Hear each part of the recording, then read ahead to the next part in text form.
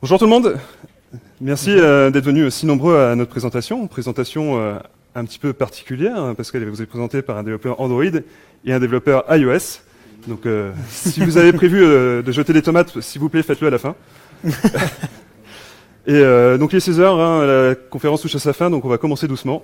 Moi c'est Julien Datour, je suis développeur iOS chez Xebia depuis 3 ans maintenant. Voilà. Et moi je suis Jordan Tuferi, donc développeur Android chez Xebia. Plus précisément en mission chez Mythic, chez Xebia depuis 1 an. Et on est venu là pour vous raconter une histoire, celle de 2 développeurs mobiles.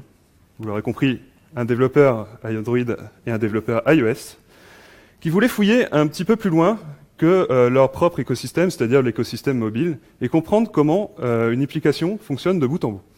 En somme, nos 2 développeurs voulaient être des développeurs full stack. Plein d'entrain, plein d'énergie, ils commencèrent leur recherche. Et ces développeurs firent un constat un peu amer. Être full stack, c'est quand même assez difficile. Il faut maîtriser différents langages, différentes plateformes, différents écosystèmes, différents frameworks. Et face à ça, on était un peu face à une montagne. Nos 2 développeurs, ils commencent à déprimer, puisque devenir full stack, ça devrait prendre un temps infini. Un temps qu'on n'avait pas, et ils voulaient faire ça de façon un peu plus simple. Ils déprimèrent, on pensait que c'était impossible.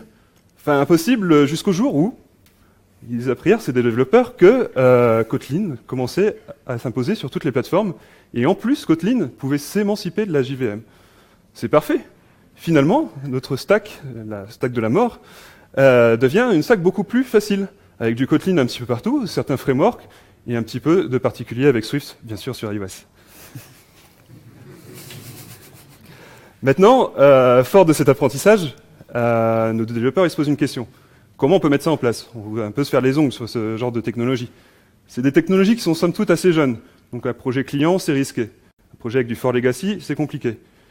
Finalement, ils avaient en face d'eux, dans leur entreprise, une application qui s'appelle Wiz, qui était juste sur du web, et qui permet de faire connaissance avec les collaborateurs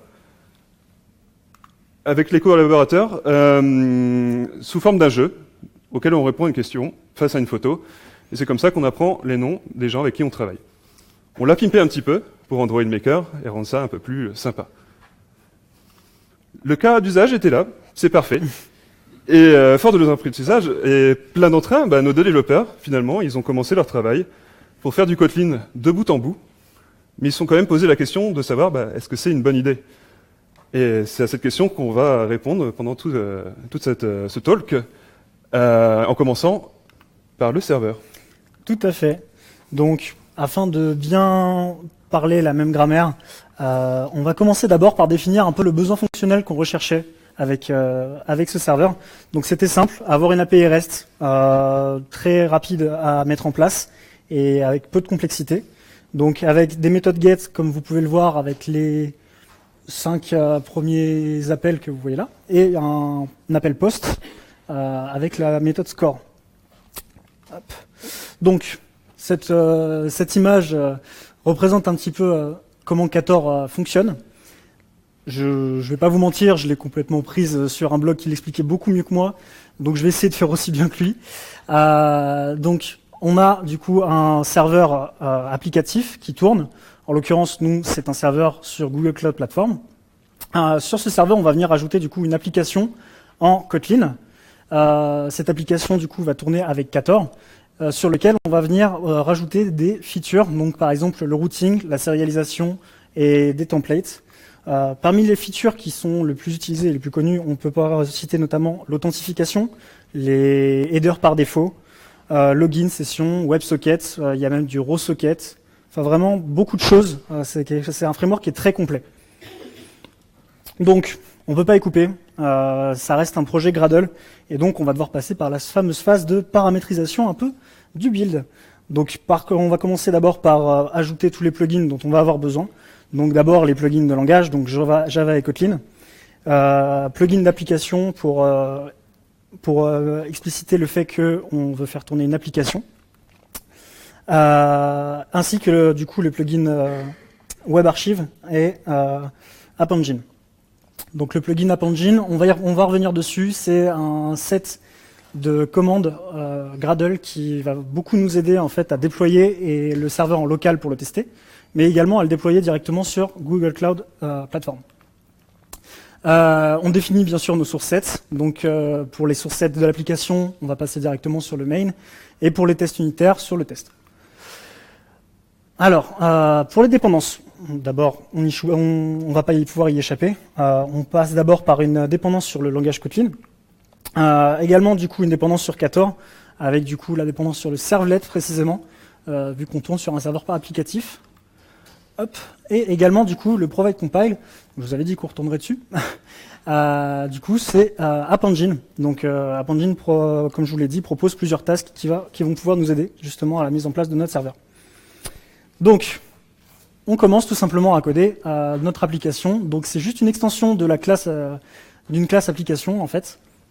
On va appeler du coup notre fonction main. Et dans cette fonction main, on va d'abord installer toutes nos features. Donc, la première feature, les default headers, pour avoir des réponses qui sont plutôt lisibles des deux côtés. Le call login ainsi que le content negotiation. Donc content negotiation, je pense que c'est plutôt clair, mais en tout cas c'est pour parser et déparser les JSON automatiquement. Ensuite, du coup, on va définir nos routes, nos différentes routes, donc tout simplement via Kotlin DSL. En tout cas, le routing est défini en Kotlin DSL, ce qui permet une plus grosse lisibilité sur la définition de nos différentes routes. Donc, c'est un choix complètement arbitraire. On a choisi de découper nos routes par fichier, donc comme vous pouvez le voir juste ici, notamment, nos différents appels en get et post. Par exemple, pour le get info, du coup, tout simple, on a fait une extension sur la méthode route et on utilise l'appel get pour récupérer toutes ces informations-là. Enfin, pour récupérer le routing, pardon. Pour le post, c'est à peu près la même chose. Donc, qui dit post dit on récupère une data qu'on nous a envoyée. En l'occurrence, avec l'objet call, on récupère justement un score JSON que après on va vouloir traiter, par exemple le mettre dans une base de données plus tard, pour le réutiliser plus tard. Et également, on peut se permettre de répondre un petit texte qui va être affiché et récupérable directement par le client. Donc pour tester en local, les commandes en question sont App Engine Run, et on peut tout simplement récupérer les appels en faisant des appels curl ou juste en essayant avec le navigateur. App Engine Deploy, une fois qu'on a bien paramétrisé nos outils de Google Cloud, on a juste à déployer du coup avec cette méthode-là, et ça déploie automatiquement le serveur sur une instance Google Cloud Platform, et ça nous donne l'URL en retour qu'on va pouvoir ensuite aller requêter. Au final, on a la logique métier qui se trouve du côté du serveur, et ça c'est ce qu'on veut idéalement. Mais l'avantage, c'est que comme c'est du Kotlin, on peut l'exporter en fait pour le mettre dans un autre framework qui pourrait typiquement être utilisé dans le cas d'un client offline par exemple. Également, on a nos DTO, donc tout ce qui est score JSON, answer JSON, people JSON. Toutes ces classes-là en fait qui nous servent à parser, déparser des datas pourraient être partagées idéalement en fait entre les différentes plateformes. En retour d'expérience sur la mise en place de ce serveur, tout simplement, c'est que c'est vraiment simple à mettre en place, malgré les apparences.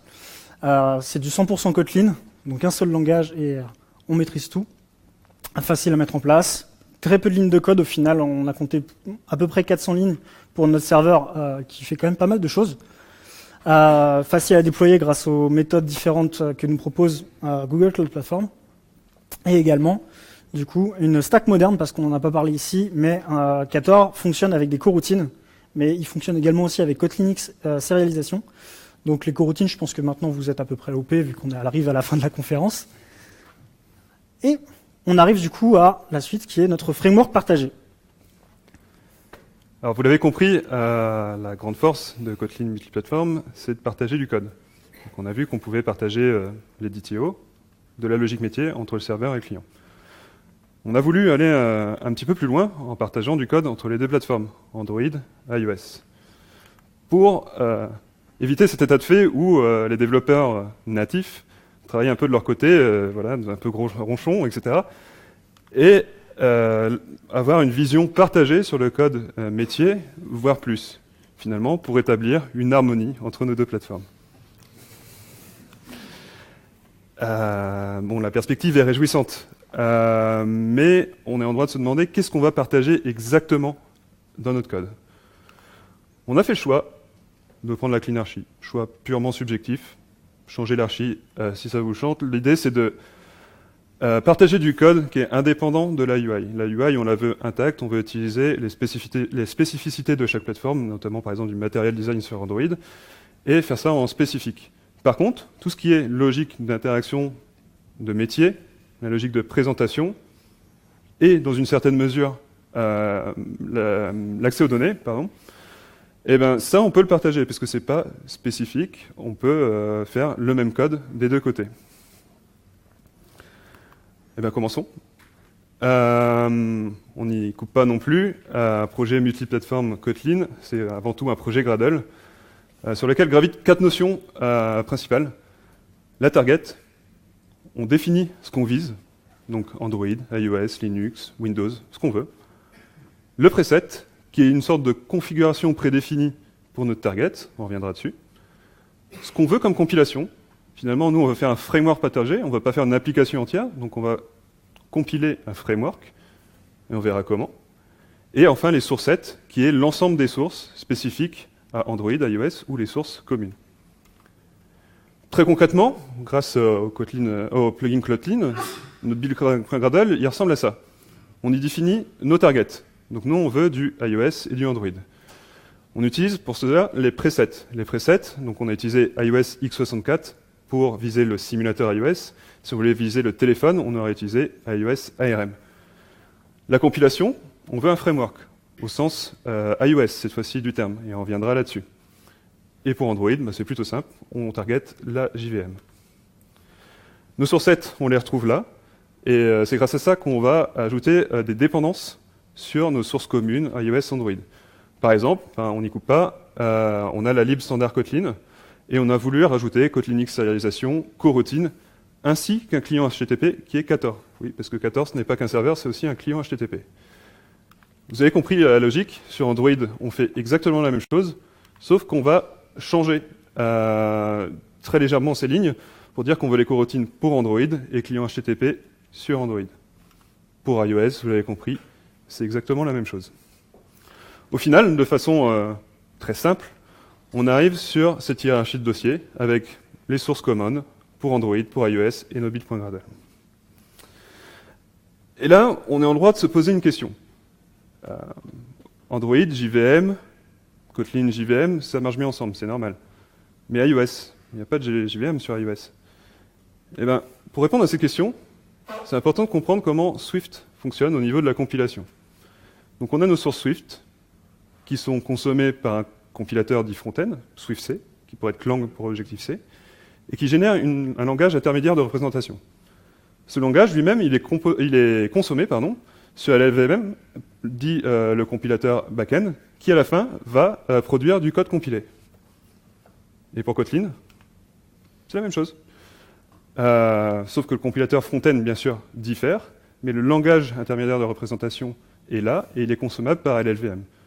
Je vous dis pour Kotlin, mais en fait, LLVM, ça ne marche pas que pour iOS. Ça marche pour à peu près toutes les plateformes, notamment Linux, Mac et même WebAssembly.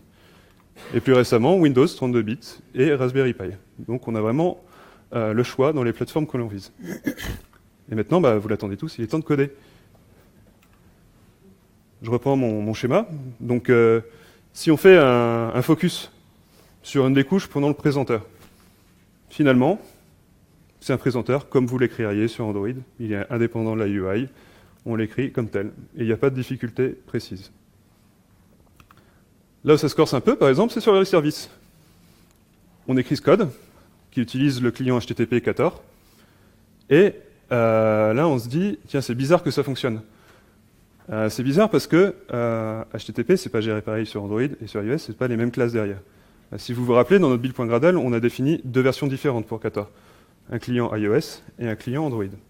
Et c'est comme ça que ça fonctionne. Finalement, quand on va compiler sur iOS, on va utiliser le client iOS et pareillement sur Android. Mais si nous, on voulait faire ça, par exemple, dans notre application, à un moment, on a besoin de manipuler des fichiers. Manipuler des fichiers, c'est complètement différent sur iOS et sur Android. Une des solutions, ce serait de définir dans notre framework partagé une interface qui définit les méthodes pour aller lire, sauvegarder un fichier, vérifier s'il existe.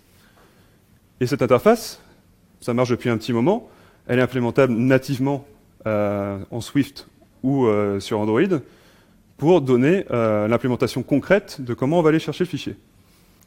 Ça c'est bien, mais on essaie quand même de maximiser le code partagé dans notre framework. Et il y a une autre façon de faire que cette interface que nous propose Kotlin Native, c'est d'utiliser le mécanisme d'expect et d'actual. On peut dire dans notre framework partagé qu'on attend que la classe, la FileWorker, soit implémentée. Et tant qu'elle ne sera pas implémentée, cette classe, eh ben, le compilateur va nous dire « Attention, tu as visé Android, iOS, et il faut donner une implémentation pour chaque plateforme. » Et ainsi, en Kotlin, on peut faire une implémentation spécifique iOS.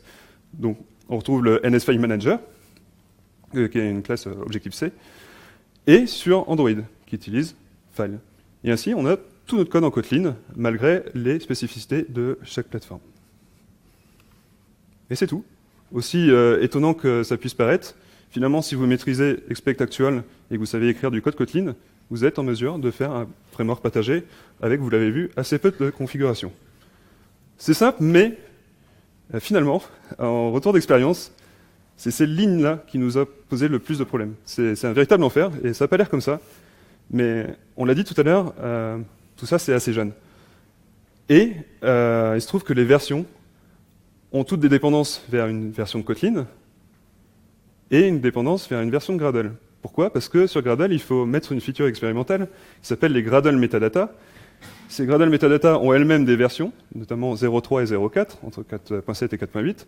Et chaque version, par exemple de 14 de coroutine et de sérialisation, demande une certaine version de ces métadatas, donc qui sont un fichier de description. Et donc pour trouver les bonnes versions qui ne sont pas trop buggées sur iOS et qui fonctionnent avec la bonne version de Kotlin et Gradle, là finalement, ça ressemble à un enfer. Donc si on avait juste un conseil à vous donner, c'est sur les frameworks partagés, doucement sur les dépendances. Maintenant, on peut passer directement à notre application iOS et Android. Voilà, donc là, ce dont je vais vous parler, c'est du coup comment est-ce qu'on implémente maintenant ce framework partagé côté framework Android. Donc, on peut se poser la question, très bien, on a notre framework partagé, c'est super, ça compile, mais j'en fais quoi maintenant? Eh bien, c'est simple, sur Android, ça va se représenter exactement comme n'importe quelle autre librairie externe, en fait. C'est compilé sous la forme d'un point jar, vous vous souvenez des presets dont vous a parlé Julien précédemment. Et donc, on peut juste faire une petite ligne d'implémentation comme ça. Typiquement, si on a un petit dossier libs avec le point jar à drag and dropper, on est bon. Mais de manière plus simple, si vous avez votre framework multiplateforme défini en tant que module dans un projet Gradle qui est plus global, eh ben c'est simple. Vous avez juste à rajouter la dépendance vers le module et ça compilera exactement comme si vous aviez fait un autre module de votre application. Donc là-dessus, on n'a pas vraiment de problème. Et le gros avantage, du coup, c'est qu'on a un IDE pour tout. Donc, à savoir que IntelliJ, du coup, supporte très bien Ktor, multiplateforme, Android. Ce qui nous a permis, en fait, avec un seul IDE, d'avoir un projet ouvert et tout notre code, que ce soit le back-end, le multiplateforme, donc le code partagé, mais également l'app Android, tout ça dans le même framework. Et ça, n'empêche, c'est vraiment une grosse plus-value. Et la partie la plus complexe, du coup, maintenant. T'as un peu spoilé. Qui pense que sur iOS, ça va être facile? Vous avez la main. Personne? Vous avez raison. On pourrait penser que c'est facile, parce que tout à l'heure, je vous ai dit, dans le build.gradle, on génère un framework, qui est un fichier .framework, comme tous les frameworks, quasiment, à iOS. Et là, notre développeur iOS, il est super content.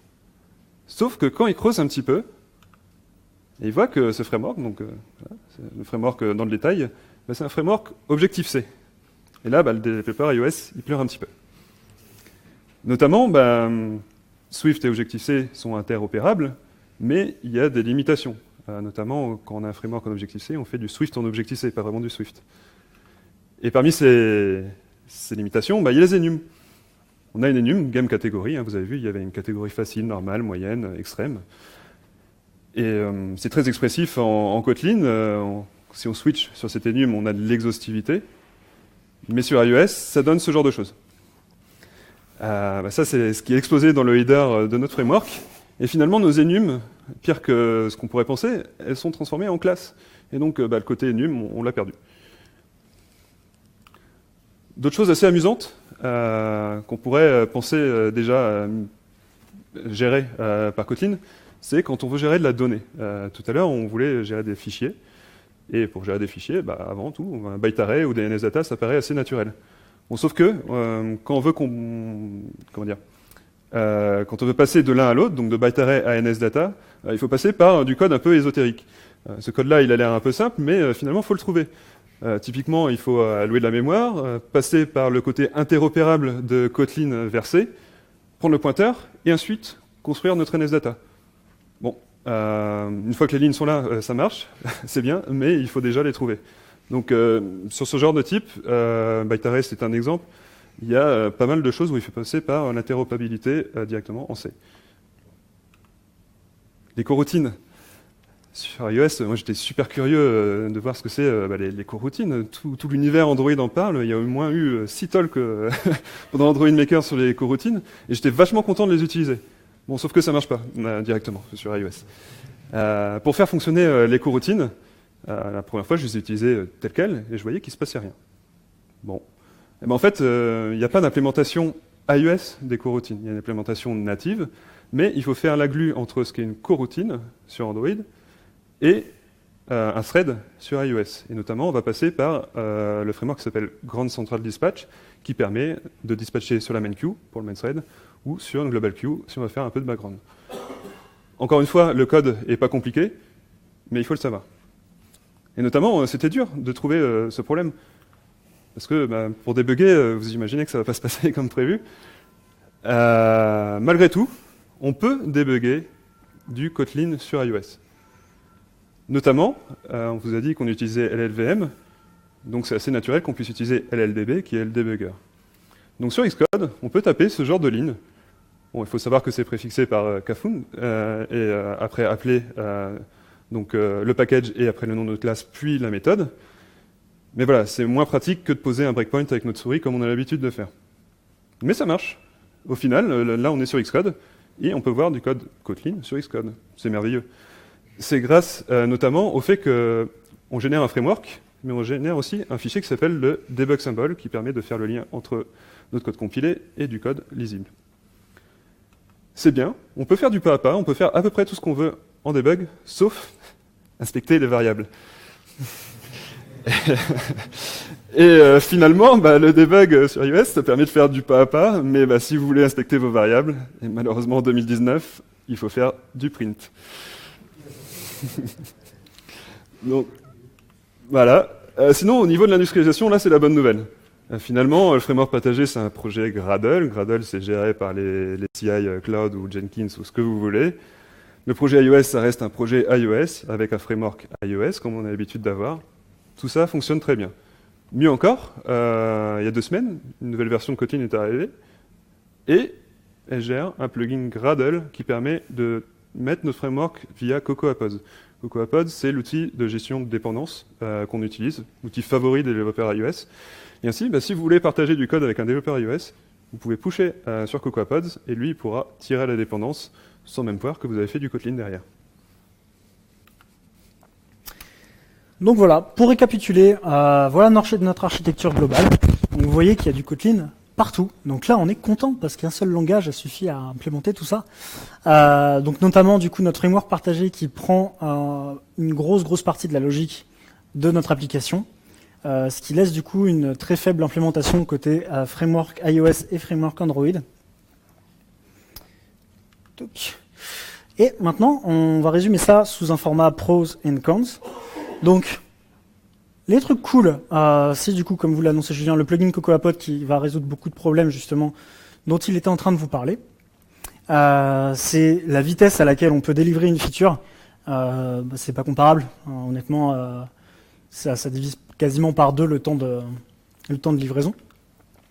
Et on a du Kotlin partout, donc le langage qu'on aime tous. Et IntelliJ IDEA, comme je vous l'ai dit, vraiment qui supporte très bien la chose. Maintenant, les points un peu plus négatifs.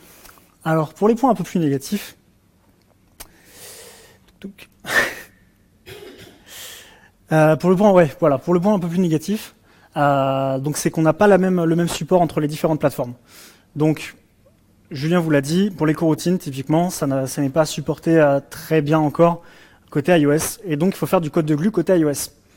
Mais ce code de glue côté iOS, en fait, va se répercuter forcément côté Android, puisqu'il va falloir réimplémenter des choses aussi côté Android. Typiquement, quand on veut utiliser des coroutines dans une classe, on va faire ce code de glue côté iOS, et on va passer ensuite les scopes dans le constructeur de nos classes. Le problème, c'est que du coup, côté Android, c'est la même chose. On est obligé de repasser directement derrière les scopes dans les classes où ça marchait très bien en fait sans ce code de glue.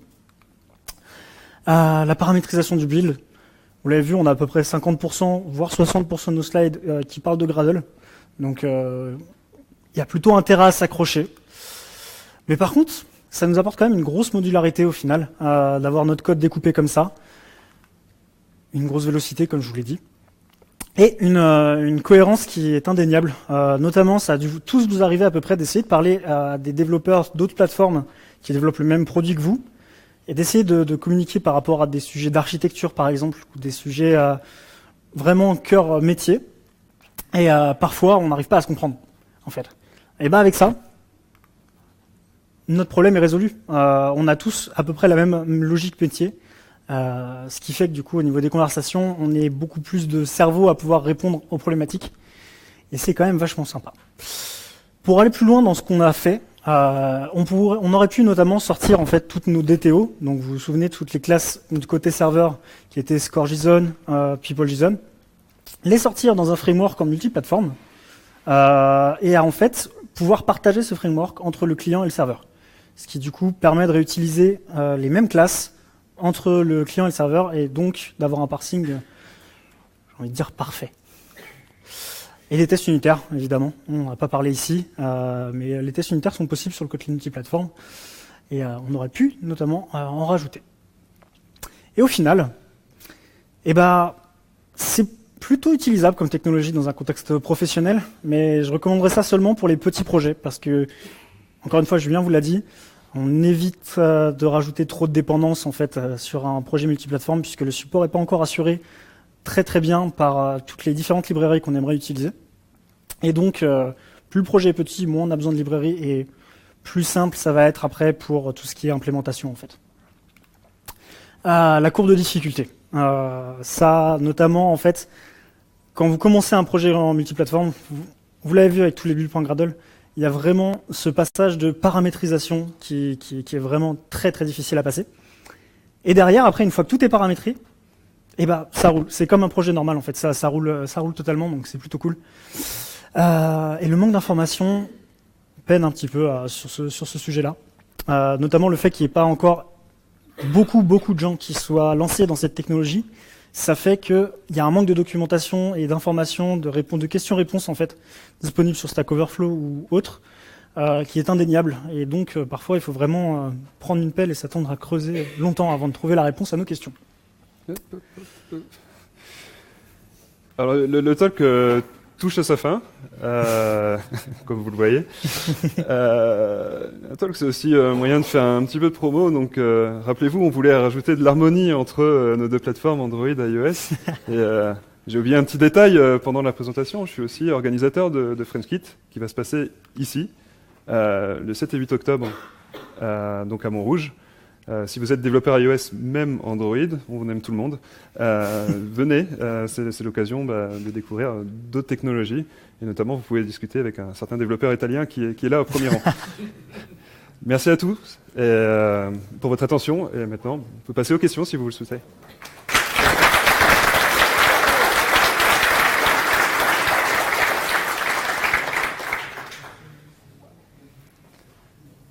Est-ce que vous avez des questions ? Oui. Oui. Par exemple, je me demandais, parce que bon, c'est pas très surprenant qu'il n'y ait pas trop d'intégration dans Xcode pour débugger du Kotlin, par exemple, mais est-ce qu'avec AppCode ou avec les JetBrains, il y aurait peut-être une facilité? Alors, la question du coup, c'était de savoir si c'était pas plus facile le débugage avec AppCode. Oui, c'est indépendant de l'IDE, final. Pour être tout à fait honnête, j'ai pas testé avec AppCode, mais il n'y a pas de raison que la façon dont on débug un framework, donc avec les debug symboles, comme j'ai expliqué tout à l'heure, diffère. Et donc, on n'a toujours pas cette manière d'aspecter une variable pour l'instant. On imagine qu'à terme, on pourra le faire parce que le debugging, c'est un sujet important. Il y avait une question là-bas. Je crois que... Ou Oui. sinon une question là. Est-ce que tu avais accès à l'autocomplétion sur iOS? Alors, la question c'était, est-ce qu'on avait accès à l'autocomplétion sur iOS? C'est un problème de ton Sur Xcode, pas de problème. Que ce soit du code Swift ou le code qui est dans le framework partagé, il y a l'autocomplétion. Par contre, c'est marrant que tu poses la question. Vous avez vu, on peut faire du Kotlin à iOS, côté framework partagé, donc écrire, par exemple, toute la gestion des fichiers avec les classes d'iOS tout en Kotlin. Et là, on a utilisé IntelliJ IDEA, et l'autocomplétion ne fonctionne vraiment pas bien du tout. Qui plus est, il y avait déjà eu un problème avec cette IDE et les projets Gradle qui réindexaient à chaque fois. Et là, il y a encore un problème avec les dernières versions, c'est que le code lag énormément et s'auto-complète pas. Donc c'est vraiment une plaie d'écrire du code spécifique à iOS en Kotlin. Mais par contre, sur Xcode, quand tu as le framework qui est déjà généré et partagé, il n'y a aucun souci.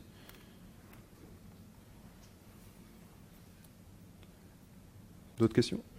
Oui. Oui, là en fait, le code spécifique en fait aux différentes plateformes, il y a surtout la partie vue en fait. Oui. Est-ce que on utilise IntelliJ pour le Kotlin et est-ce qu'on a besoin de passer par Xcode pour la partie vraiment vue? J'imagine qu'il faut passer par Xcode ou AppCode. Alors, la question c'est, est-ce qu'on utilise IntelliJ pour la partie... est-ce qu'on peut utiliser aussi IntelliJ pour la partie vue côté iOS? C'était ça. La réponse est oui. Il y a l'IDE d'IntelliJ AppCode qui permet de faire ça.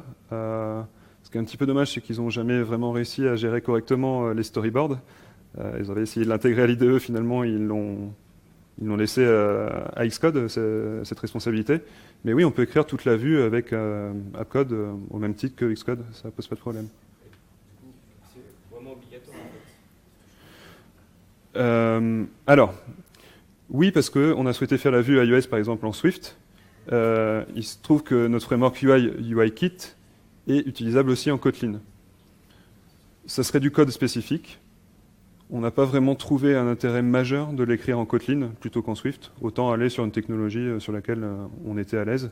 Le fait de l'écrire en Kotlin ou en Swift, avec AppCode ou Xcode, peu importe. Oui. Moi, ça m'intéresse de savoir si vous avez travaillé un peu sur des parties bases de données en fait, avec cette partie. Parce que là, vous avez fait du 14 pour client, mais entre du room. Alors du coup, est-ce qu'on a travaillé sur une base de données avec 14, c'est ça, sur le serveur? Non, du coup, plutôt sur les devices.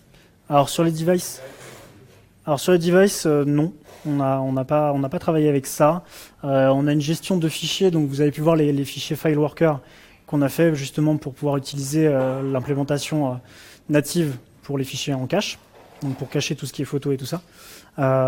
Côté base de données, je sais qu'il y a une librairie sur laquelle travaille Jake Wharton, il me semble, qui s'appelle SQL Delight, qui est une librairie multiplateforme justement qui permet d'utiliser les bases de données côté Android et iOS dans le framework multiplateforme. Côté back, on a utilisé Google Cloud Data Store. C'est un détail, mais voilà. Donc pas vraiment besoin de gérer une base de données à proprement parler, c'est un service plutôt. Il y a une question? Oui. Oui.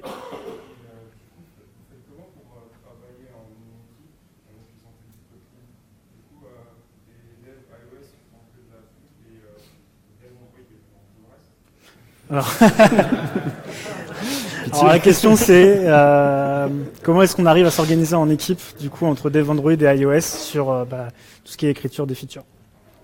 Je pense qu'on peut répondre assez simplement que le Swift et le Kotlin c'est quand même deux langages qui sont très proches, d'où la courbe de difficulté qui est quasi nulle en fait sur le passage entre les deux langages. Et donc un Dev iOS comme un Dev Android peut très bien implémenter une feature sur le multiplateforme. Et après, il faut quand même que les développeurs des frameworks en question développent sur leur framework, quoi, j'ai envie de dire. Pour compléter la réponse, on a travaillé à deux en dehors d'un projet client, etc. Donc la question d'organisation est totalement hors de propos, quasiment. Par contre, oui, dans une vraie équipe, il faudrait certainement un effort de la part des développeurs iOS, déjà pour aller vers une technologie qui n'est pas la leur, et pour écrire du code Kotlin pour qu'il y ait un vrai partage entre les deux équipes. Oui. Est-ce que le fait de partager du code entre le back-end et le client, ça peut être faisable dans des grands projets, notamment dans le cas où l'équipe back-end est à part et l'équipe front est à part? Alors la question c'est, est-il possible de partager du code commun entre le client et le serveur lorsque on est sur un gros projet où l'équipe back et l'équipe front sont séparées? Bien ça. Bonne question ça. Bonne question. Je sais pas comment on pourrait répondre. Tout dépend du projet, la réponse facile. Un projet, finalement, comme celui qu'on a fait, on était un peu full stack, c'est ce qu'on voulait. Le développeur mobile, il peut faire toute la partie du code back. Sur des projets un peu plus importants, où il y a des grosses problématiques back, comment partager du code? Il faudrait déjà que les gens ont soit déjà du code Java ou du code Kotlin, idéalement. Comment le partager? Je suppose qu'il faut faire de la modularisation, bien découper le métier. Et à partir de là, c'est plus une question d'organisation d'équipe qu'une question technique à proprement parler, à mon sens. Est-ce que ça répond à ta question? En fait, c'est surtout que pour des grands projets, je pense que je ne sais pas encore comment ça peut être appliqué en fait, à des grands projets. Alors, on l'a plus ou moins dit au début, hein, c'est vrai que nous, on s'est dit déjà assez de façon naïve que ça, c'était adapté, ces jeunes, à des projets de petite envergure, de peu d'importance. Là, c'est une application interne qu'on a faite. Si ça ne marche pas, c'est pas grave, il n'y a personne qui va mourir. Et on voulait un projet avec une complexité assez faible. Comment scaler? Déjà, on a quand même une modularité assez naturelle qui se fait, donc ça scale bien. Après, tout dépend de l'organisation des équipes, parce qu'effectivement, si on passe sur de Kotlin end-to-end sur un projet, il va falloir qu'on ait plus ces silos entre back, Android, iOS, web, etc. Donc là, c'est une vraie question qui mériterait un talk à part, une question d'organisation, de culture, etc. Maintenant, après, il y a toujours la solution de, par exemple, si on veut je sais pas, je prends un exemple en tout cas, si on voudrait sortir des DTO justement du serveur pour les partager avec le client, ça typiquement, je pense que c'est quelque chose qui est faisable même sur un gros projet. Il suffirait en fait de sortir toutes ces classes-là, de les transformer en Kotlin si ce n'est pas déjà le cas. Et puis après, du coup, de les sortir dans une librairie à part.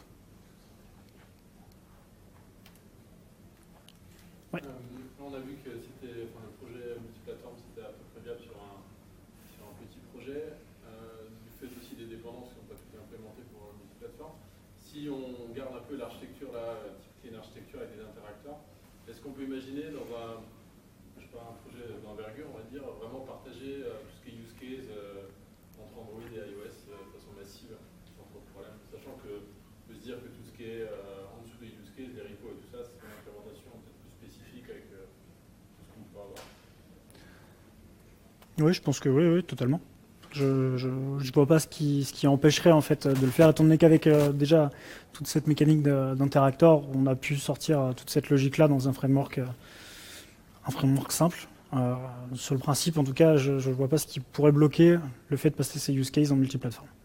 Le fait de créer un interacteur, un use case dans un framework, donc on est sur iOS, on passe sur un framework et après repasser sur du Swift, ça ne poserait pas trop de soucis, non? Comment injecter une dépendance Swift dans un framework qui est généré Pour tout ce qui est dépendance, la solution un peu qu'on a utilisée, notamment par exemple pour des shared pref, ou en tout cas comment ça s'appelle, le user default, voilà. Ce qu'on utilise, c'est juste une interface en fait, qui après est étendue côté Android, côté iOS, et qui est injectée en fait via de l'injection de dépendance dans le code multiplateforme. Donc sur le principe, Le partage d'interface marche bien. Ouais, le Ça partage marche. d'interface marche super bien. Par contre, une des problématiques qu'on peut rencontrer, c'est par exemple quand on partage une librairie qui serait la librairie réseau, ça se fait assez souvent. Si on le met sur un repo à part et qu'on gère des versions Cocoa Post, Gradle, etc., ça veut dire qu'il faut aller modifier le code sur un repo, publier, tester, etc., et faire des allers-retours. C'est le gros problème de modulariser et de faire des dépendances comme ça.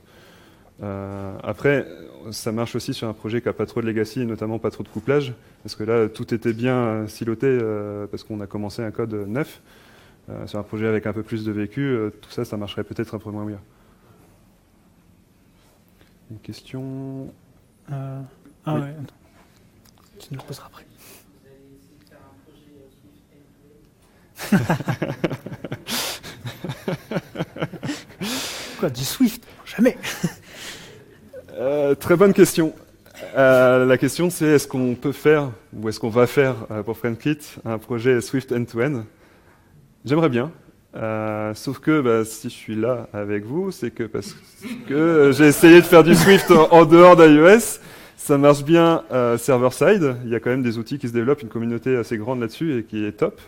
Par contre, faire du Swift sur Android, on peut bricoler un petit peu, ça peut marcher, mais on n'a pas du tout la communauté IntelliJ, Google, etc.